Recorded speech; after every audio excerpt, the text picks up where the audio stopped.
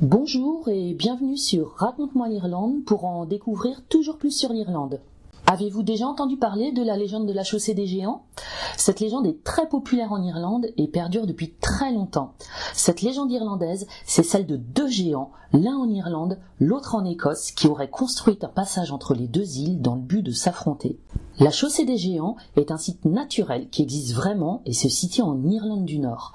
Derrière ce lieu, il y a donc une légende irlandaise que j'ai revisitée et qui m'a inspiré un nouvel ouvrage jeunesse intitulé simplement La légende de la chaussée des géants. C'est un ouvrage que vous pouvez trouver sur Amazon, publié sous Raconte-moi l'Irlande. Et la manière dont je l'ai constitué, il y a d'abord effectivement donc la légende, écrite par mes soins, dont je vais vous conter un extrait d'ici peu. Et puis en deuxième partie, c'est un reportage photo avec les photos que j'ai prises moi-même sur le site de la chaussée des géants. Un reportage ludique pour enfants qui explique vraiment le lieu, ce site naturel. Et puis en troisième partie, je me suis amusée à proposer des activités autour du thème de la chaussée des géants, des activités originales.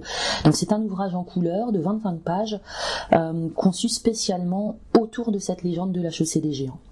Cet ouvrage fait d'ailleurs partie d'une collection, la collection Légendes irlandaises et activités. C'est le premier numéro et puis dans cette collection, vous retrouvez également d'autres légendes irlandaises, comme celle de Grace O'Malley, la reine pirate irlandaise, et puis celle de Jack O'Lantern, la légende d'Halloween, puisque Halloween trouve ses origines dans un ancien festival irlandais. Donc chaque ouvrage de cette collection est composé de 3 parties.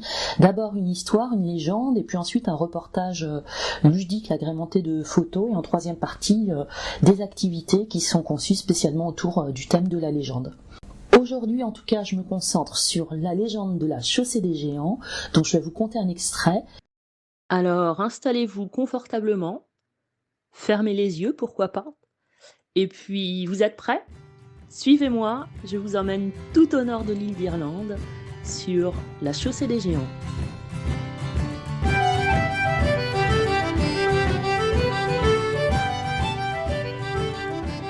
Il était une fois, il y a très longtemps, à l'époque où la terre grondait et que les hommes vivaient au rythme des éléments, un géant du nom de Finn McCool qui vivait dans les vertes collines du comté d'Antrim, dans ce qui est aujourd'hui l'Irlande du Nord. Les géants, à cette époque, vous savez, étaient des êtres très colériques et belliqueux. Les simples mortels, les hommes, évitaient de les déranger et les laissaient tranquilles dans leurs collines. Personne ne voulait s'attirer les foudres d'un géant.